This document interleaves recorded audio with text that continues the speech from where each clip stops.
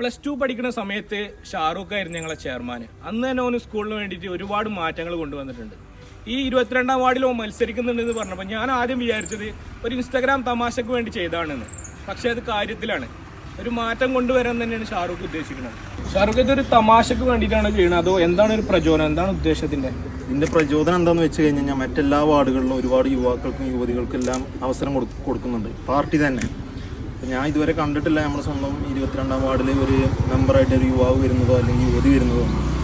അപ്പോൾ അതിന് സ്വയം യുവാക്കൾ മുന്നോട്ട് വരണം. യുവാക്കളാണ് ഈ കാര്യങ്ങൾ അല്ലെങ്കിൽ ഒരു നാടിൻ്റെ പുരോഗതി എത്രത്തോളം ചെയ്യണം, എന്തെല്ലാം മാറ്റങ്ങൾ കൊണ്ടുവരണം എന്നുള്ളത് ഒരു യുവാവാകുമ്പോൾ കുറച്ചും കൂടെ മെച്ചപ്പെട്ട പഴയ ഒരു കുത്തകയിൽ നിന്നൊക്കെ മാറി എല്ലാവർക്കും ഒരു ഇത് വരണം, ഒരു മെച്ചപ്പെട്ട രീതിയിൽ വരും ഒരു യുവാവ് വന്നു കഴിഞ്ഞ് കഴിഞ്ഞാൽ. അപ്പോൾ അതിന് യുവാക്കളെല്ലാം മടിച്ചു നിൽക്കുകയാണ്, ആരും മുന്നോട്ട് സ്വയം വരുന്നില്ല.